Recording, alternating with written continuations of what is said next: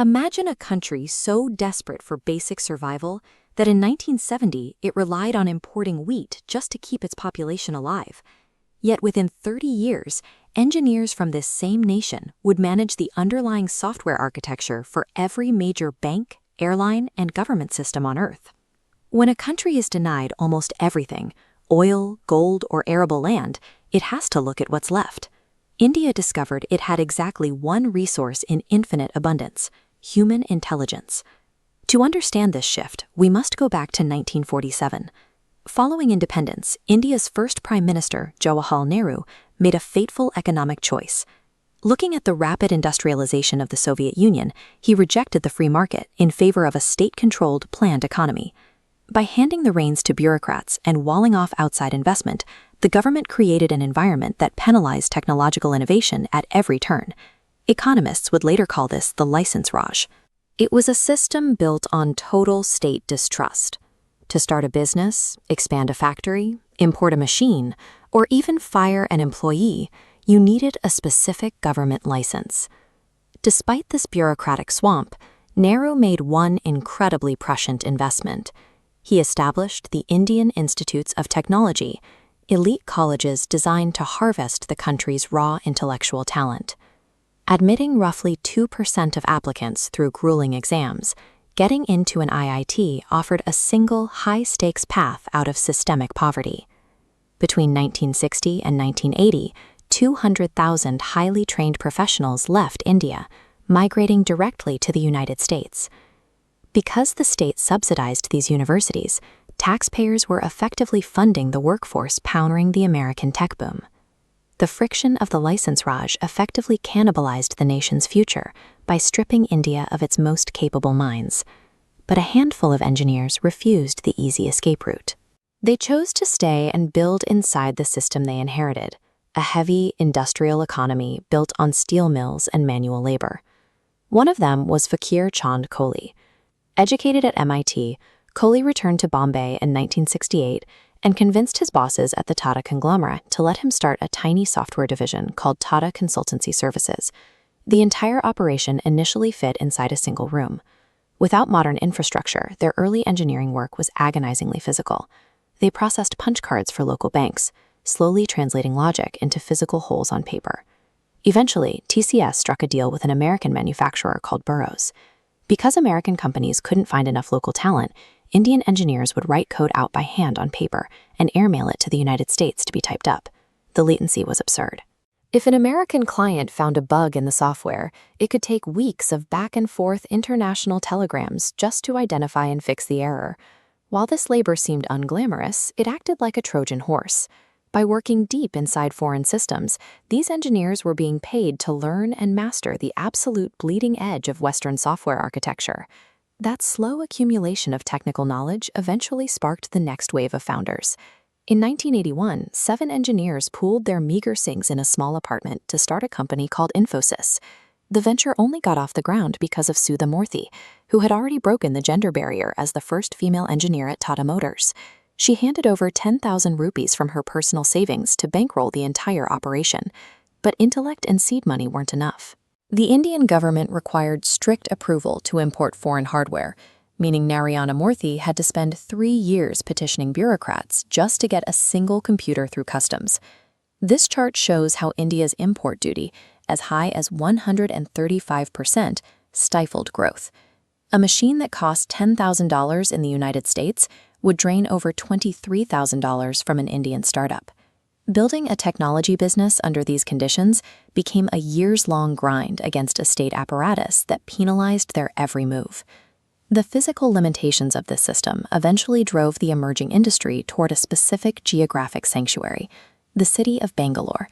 With its mild climate and a dense cluster of aerospace and defense research labs, it was uniquely suited to attract technical talent. The turning point arrived in 1985. The American firm Texas Instruments decided to open India's first multinational tech center in Bangalore, kicking off an 18-month bureaucratic battle simply to secure the right to transmit data. Finally, the government relented. Texas Instruments assembled a large satellite dish on a Bangalore rooftop, pointed it at the sky, and established a direct data link to Dallas. That dish pierced the closed walls of the license raj. For the first time, code written in India didn't have to be mailed in an envelope. It could flow instantly across the globe. By 1990, an entire software ecosystem had quietly taken root, but it was still trapped beneath a rigid bureaucracy, creating a massive buildup of pressure just waiting for the system to crack. This schematic reveals the core tension of the era, the restrictive weight of the license raj pressing downward against the expanding kinetic energy of hundreds of thousands of highly trained engineers. For 40 years, the state had acted like a heavy thumb on a tightly coiled spring. As the clock ticked into the 1990s, that spring was compressed to its absolute physical limit, and the release was imminent. In the summer of 1991, the Indian economy had exactly 3 weeks of import cover left. The national treasury was essentially empty. A country of nearly 900 million people was flat broke. To keep the lights on, the government resorted to extreme measures. They quietly loaded 47 tons of physical gold reserves onto chartered planes and flew it to London to use as collateral for an emergency loan. It was a moment of total national humiliation. But Finance Minister Manmohan Singh saw an opening. A Cambridge-educated economist who had spent his career fighting India's massive bureaucracy, Singh used the sheer panic of the bankruptcy to force through policies that would have been politically impossible a year earlier. He took aim at the license raj, a 60-year-old system of suffocating socialist regulations where the government dictated exactly what companies could produce and import. Singh slashed industrial licenses, opened the borders to foreign investment, and devalued the currency. These old rules were written for physical factories, businesses with smokestacks and raw materials, but software didn't need any of that. As the government focused on reforming traditional sectors, the tech industry grew in the margins, largely ignored by the tax codes and labor laws that still snagged manufacturers. For the first time, Indian innovation was moving faster than the bureaucracy. At a small software firm called Infosys, co-founder Narayana Murthy understood that building a truly massive enterprise meant abandoning traditional Indian corporate habits. He simply couldn't operate in the shadows. So in 1995, Murthy made a highly unusual move. He listed Infosys' shares on the American NASDAQ. This subjected his relatively small operation to brutal American financial compliance.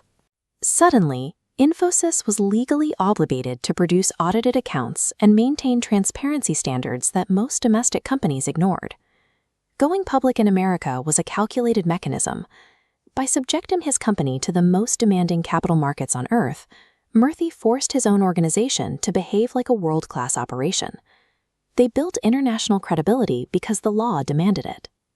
Meanwhile, Azim Premji faced a different reality at Wipro.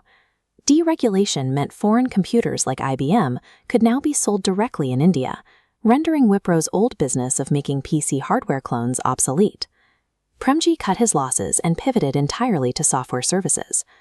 To compete with established Western firms, Wipro had to overcome the deep-seated assumption that offshore coding was cheap, buggy, and unreliable. Premji imposed a militaristic obsession of quality control, targeting an independent evaluation framework called the Capability Maturity Model, or CMM. His engineers documented and measured every single coding process they had. By 1998, Wipro achieved CMM Level 5. They were the very first software company in the world to reach the highest possible tier.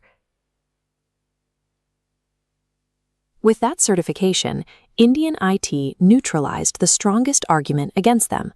American executives could no longer claim offshore labor was inherently worse when independent audits proved it was mathematically superior. To execute this, the industry pioneered the global delivery model by breaking projects into tasks. A small New York team defines requirements, then ships coding work to Bangalore. Completed code returns for integration. Americans pay in high-value dollars. Indian firms pay engineers in rupees. The financial math of this was incredibly compelling.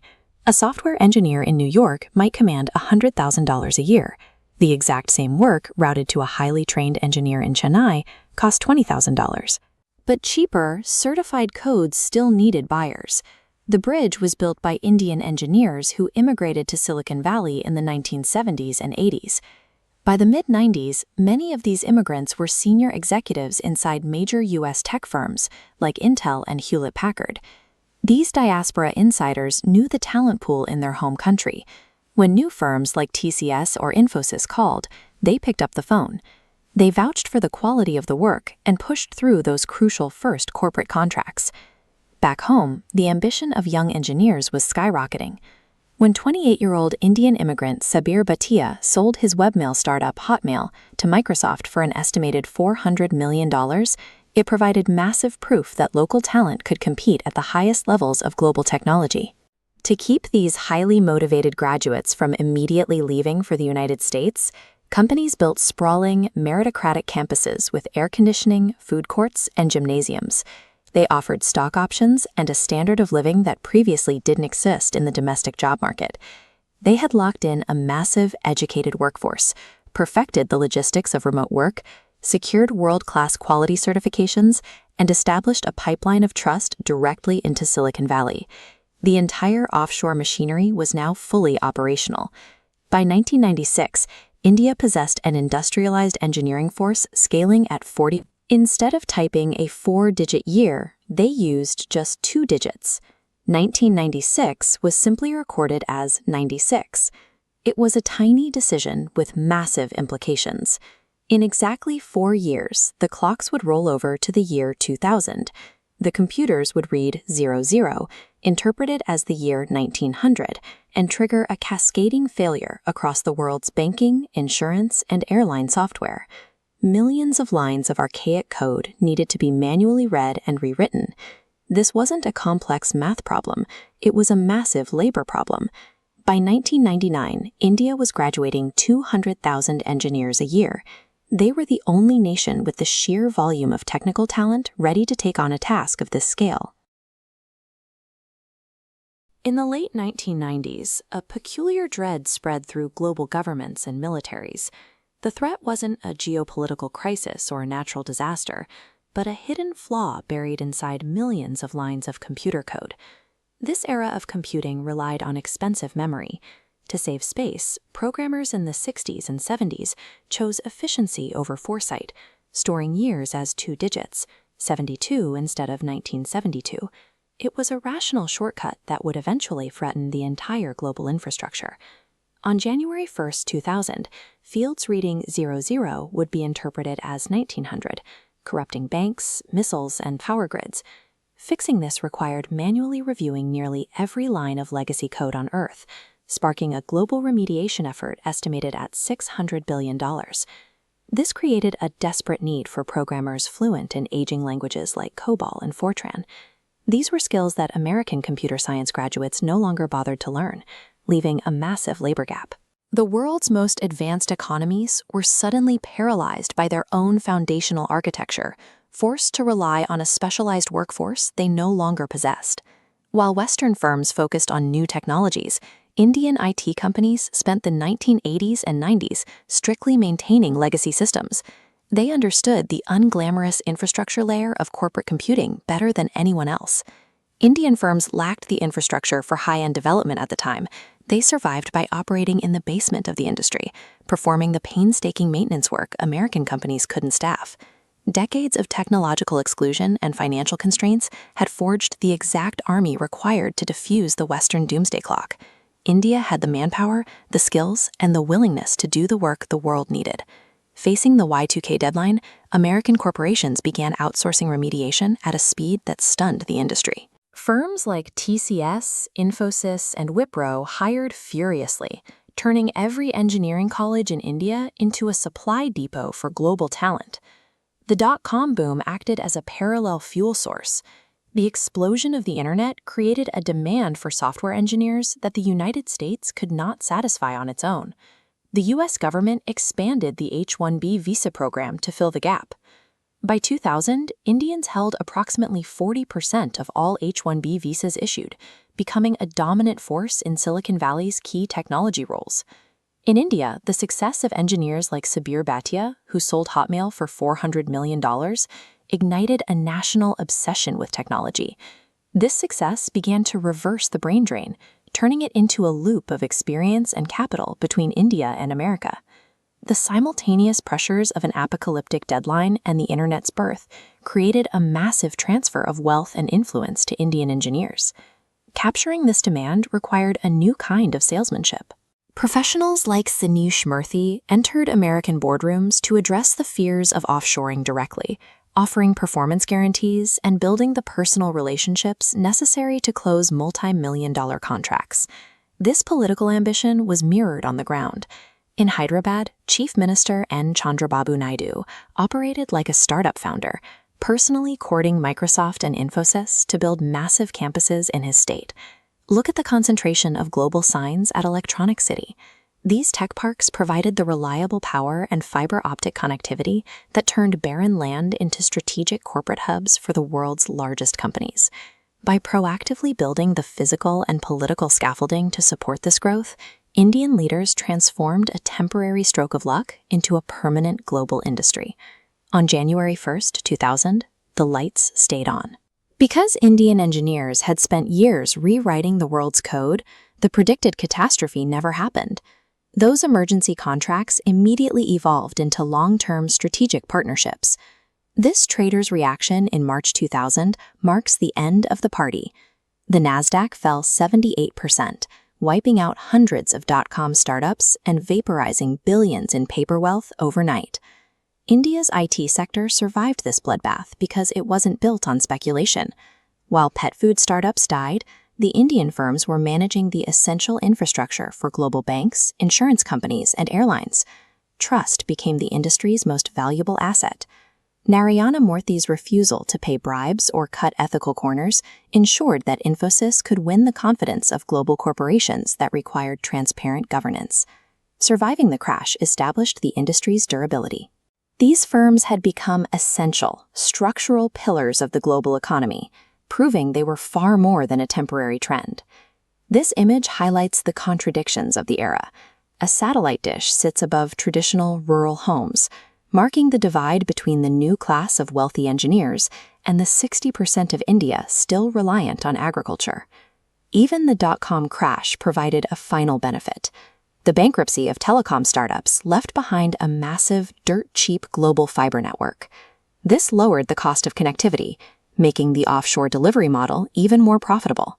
An absurd coding error helped fund the rise of a new global class of professionals. It forged a technology empire from the threat of disaster.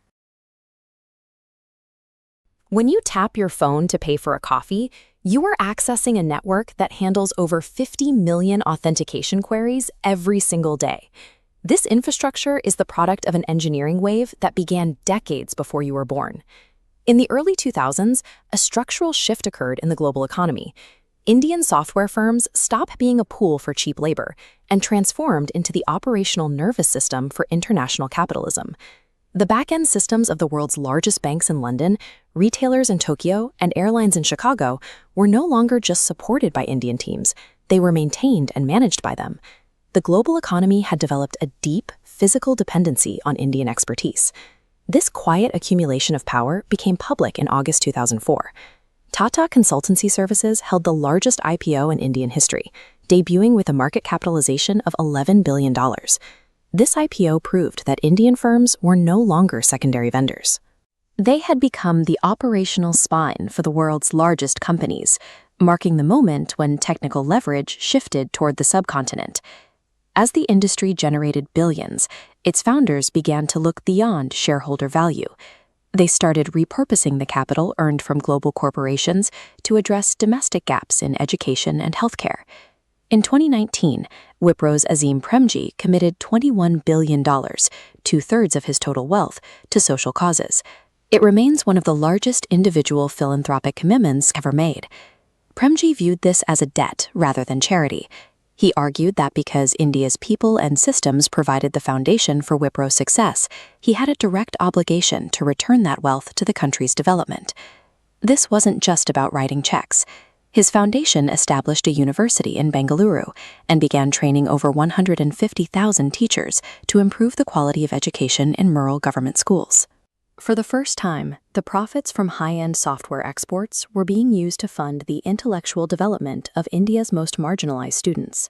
In 2009, Nandan Nilekani left his leadership role at Infosys to apply corporate-grade engineering to a public problem: the fact that hundreds of millions of Indians had no official way to prove their identity to the state. He launched Aadhaar, a biometric database that issued 12-digit identity numbers to over 1 billion people. For many, it was the first time they officially existed in the eyes of the government. Aadhaar became the foundation for the Unified Payments Interface, or UPI. This system allowed any Indian with a smartphone to transfer money instantly to any bank account with zero transaction fees. By 2023, UPI was processing over 10 billion transactions a month. This single digital payment system now handles a higher volume of transactions than the legacy networks of the United States and Europe combined. Because the system is free and operates in real time, it has effectively bypassed the high fees of traditional banks and the gatekeeping that often fuels local corruption. This technology allows a rural farmer to check market prices and receive payments directly on a mobile device, eliminating the middlemen who previously controlled the flow of capital in the village. The ultimate achievement of the IT boom was proving that the same systematic thinking used to run Fortune 500 companies could be used to modernize 1 billion lives at home. The arrival of artificial intelligence has disrupted this entire model.